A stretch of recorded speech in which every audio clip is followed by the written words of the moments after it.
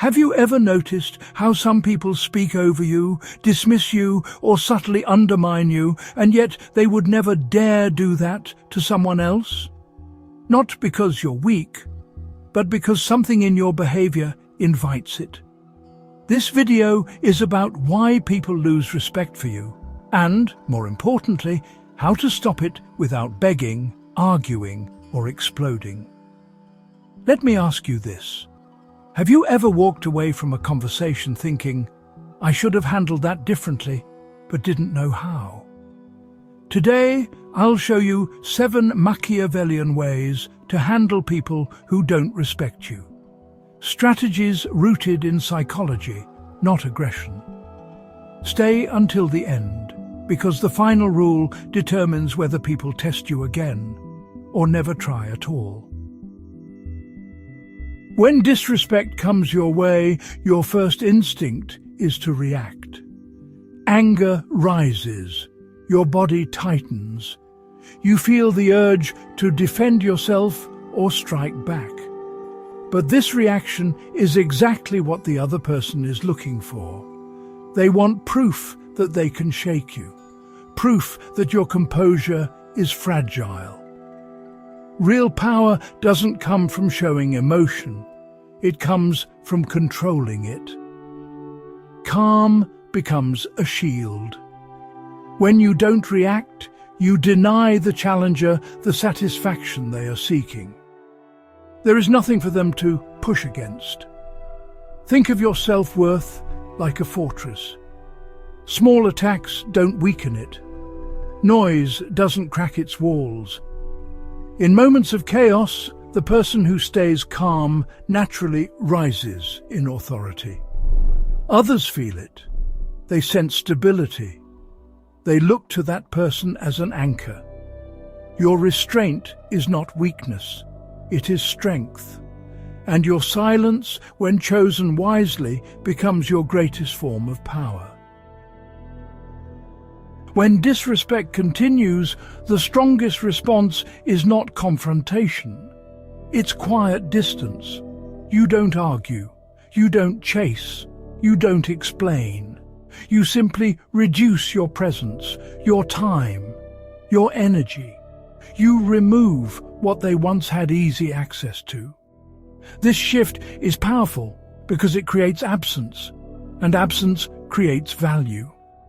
Scarcity changes perception. Without saying a word, your importance becomes visible.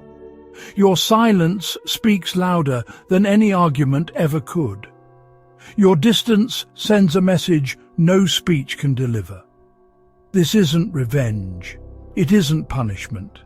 It's a calm, dignified statement.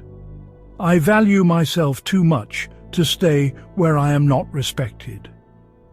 If this resonates so far, a simple like for the video helps this reach others who need it.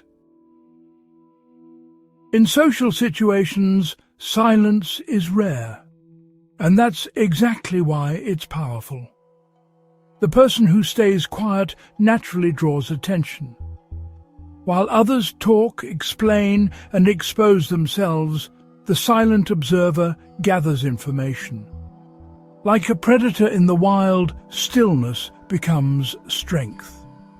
When words are used sparingly, they carry more weight. By speaking less, you become the calm center of the room. People begin to notice you. They start wondering what you're thinking. You become a puzzle they feel drawn to solve. Real authority doesn't come from being loud. It comes from presence. In a world full of noise, your silence shapes the atmosphere.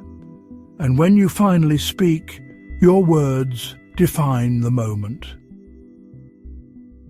In any social hierarchy, real confidence is quiet. The person with true authority doesn't over-explain. Their presence is enough. In human interactions, the more you justify yourself, the more uncertain you appear. Too many explanations invite doubt. They open the door for others to question you. Every extra word quietly gives away power. You begin to sound like you're seeking approval instead of standing your ground. A clear statement delivered with calm conviction needs no defense. It stands on its own. When you stop explaining yourself, you signal authority. You show that your decisions don't require permission. Your reasons belong to you. You don't owe them to everyone. This kind of restraint isn't passive. It's an active claim over your own authority.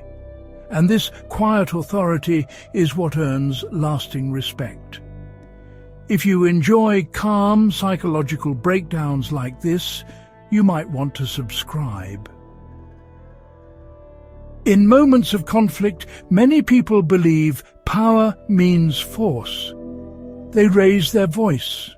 They make big gestures. They rely on aggression to feel in control. But this is a mistake. These behaviors are not signs of strength. They are signs of desperation. They are loud, crude tools. They create noise and damage, but rarely solve anything. When someone reacts this way, they expose something dangerous, a lack of control, emotional instability. And that weakness is easy for a calm, strategic person to exploit. Real power works differently. It doesn't rush. It doesn't explode. True power is precise, like a scalpel, not a sledgehammer. A measured response is carefully chosen for the moment. It is short, it is clear, and it carries no emotional weight. That kind of response doesn't just end conflict, it earns respect that lasts. The goal is never to escalate conflict, it's to end it, cleanly, decisively. Think about the difference between a wild punch and a surgeon's incision. The punch is uncontrolled energy, messy, unpredictable. The incision is the opposite, focused, intentional, precise. It achieves its purpose with minimal effort and maximum impact. In social conflict, a carefully chosen sentence is that incision. It goes straight to the core of the issue. It stops the aggression, and it restores boundaries without turning the moment into a full-scale war. That is how power resolves conflict, not loudly, but effectively. This approach demands a calm mind and a clear understanding of what's really happening. When someone disrespects you or becomes aggressive, your instinct is to match their energy, to raise your voice, to push back harder. Resisting that urge is not easy. It requires real self-discipline. Instead of reacting, you pause. You step back mentally. You observe the attack for what it often is, a test or a signal of insecurity. From there, you choose your response carefully, not as a reaction, but as a deliberate move. That pause is where the situation is decided. It gives you control. It shifts you from emotion to reason, from impulse to strategy. And this is where the real power of a precise response comes from. It surprises the other person, because it wasn't expected. An aggressive person expects a fight. They are prepared for confrontation. They are ready for anger, resistance, and emotional chaos. When they are met instead with a calm, sharp, and controlled response, it throws them off balance. You refuse to meet them on their emotional ground, and their momentum collapses. A short, measured statement is often enough. Something like, "I don't agree with that," or "We're not continuing this conversation in this tone," delivered calmly, without anger. This kind of response is far more powerful than shouting or arguing. It shows that you cannot be baited, that you are in control, that you decide how this interaction unfolds. An angry outburst is loud but brief. It passes quickly and leaves weakness behind. It's loud, it's dramatic. It burns a huge amount of energy, and then it disappears. Most angry reactions flare up quickly and fade just as fast, leaving very little changed once the moment passes. A quiet, precise statement works differently.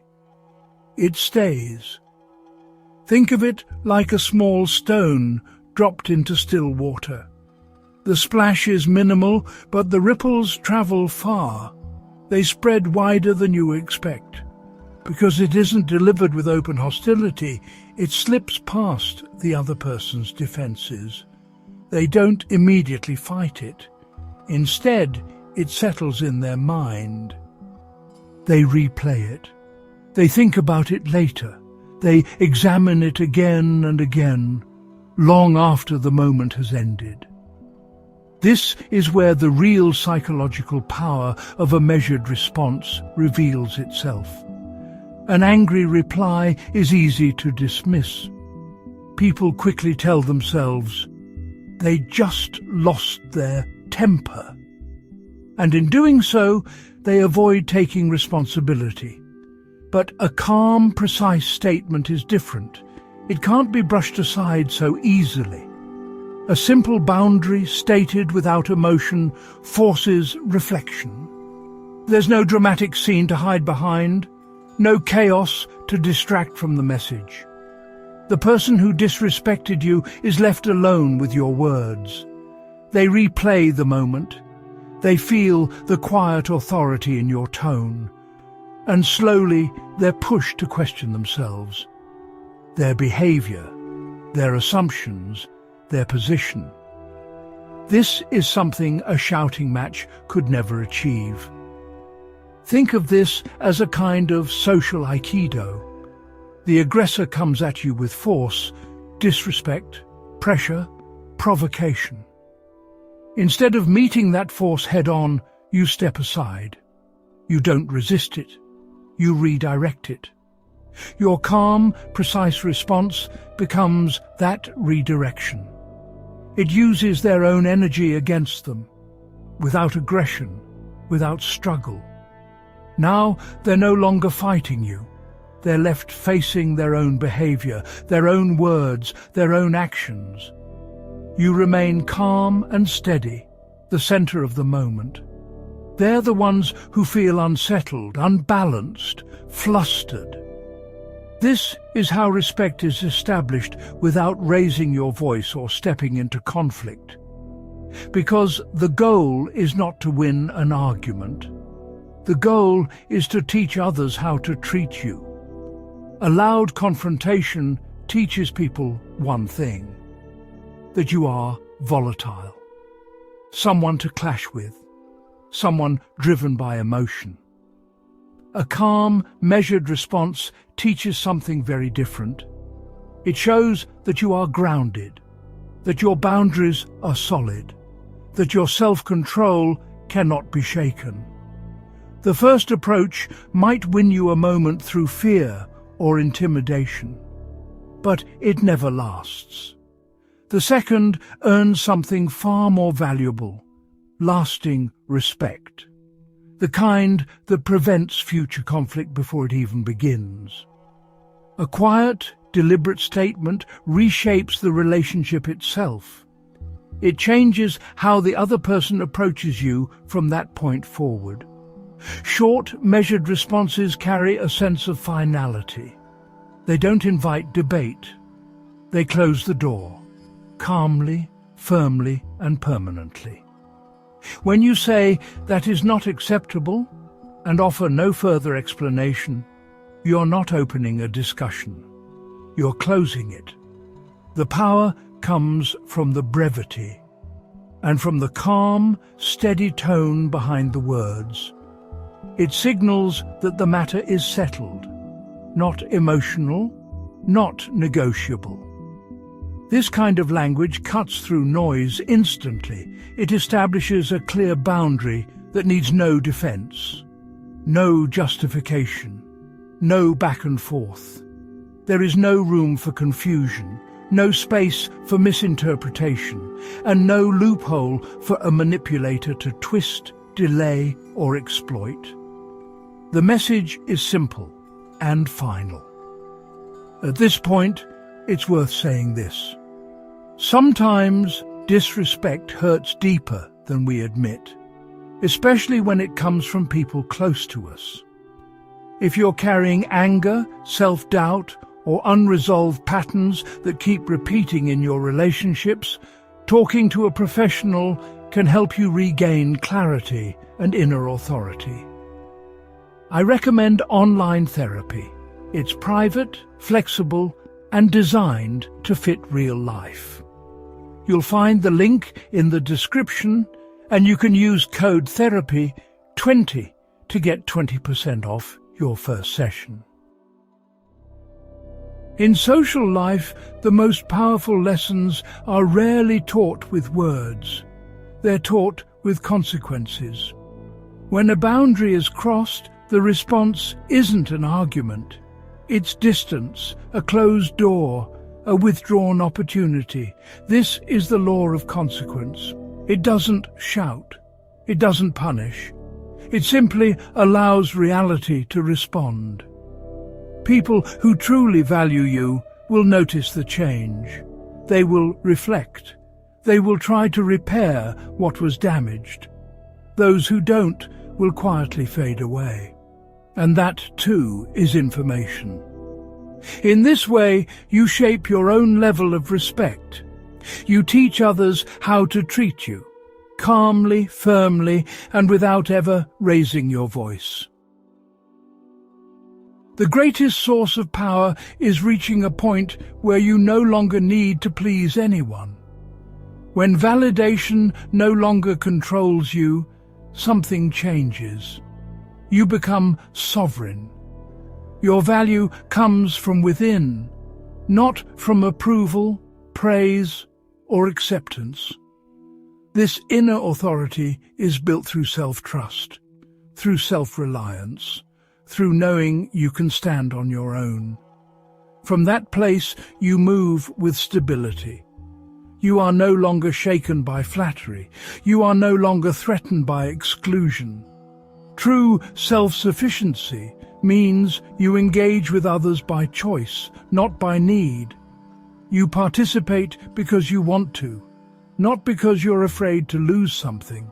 And in the end, respect follows naturally, not demanded, not chased, but freely given to those who have mastered themselves.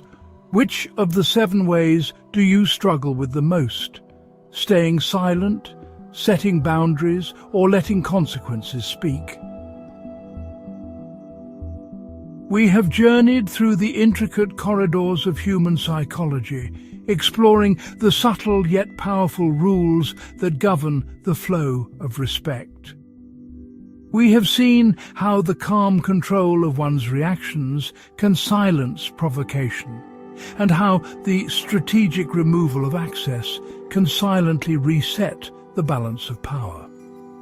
We have learned the profound strength that lies in speaking less and observing more, and the quiet authority that comes from refusing to over-explain one's position. These are not tricks of manipulation, but rather deep lessons in the art of self-possession. They are the tools by which we teach others how we are to be treated. The journey does not end with a set of tactics to be deployed upon others. It ends where it must always begin, within. The ultimate mastery of respect is not an external campaign, but an internal coronation. It is the quiet, deliberate act of ascending to the throne of your own inner kingdom. It is the realization that true power is not wielded over others, but over oneself. It is the cultivation of an inner authority so complete and a self-sufficiency so profound that the validation of the outside world becomes a pleasant melody, but not the song to which you dance. Respect begins here, in the silent fortress of a mind that knows its own worth. This self-mastery is the final unspoken rule. It is the foundation upon which all other principles are built. When you let consequences speak, you do so from a place of stability, not anger. When you become unnecessary to please, you do so from a place of fullness, not emptiness. Each rule is a reflection of an inner state of being. They are the external manifestations of a deep internal order. The world, in its way, is a mirror. It does not give us what we demand with our words. It gives us what we demonstrate with our being, with the silent, undeniable authority of our actions. And so, we leave this subject with a final, contemplative thought. Respect is not a prize to be won through conflict, nor a tribute to be demanded through force. It cannot be seized. It can only be earned. It is the quiet shadow that follows a person of substance. It is the space that others naturally create around a person who has mastered their own inner world. It is the echo that returns to you when your actions, your restraint, and your unwavering self-possession speak a language far louder and more convincing than words ever could. It is not demanded, it is demonstrated. If this video helped you understand respect, boundaries, and human behavior more clearly, like the video, share it with someone who needs it, and leave a comment with your thoughts. Subscribe if you want more psychology, philosophy, and Machiavellian insights, and watch the next video on your screen to continue building inner authority.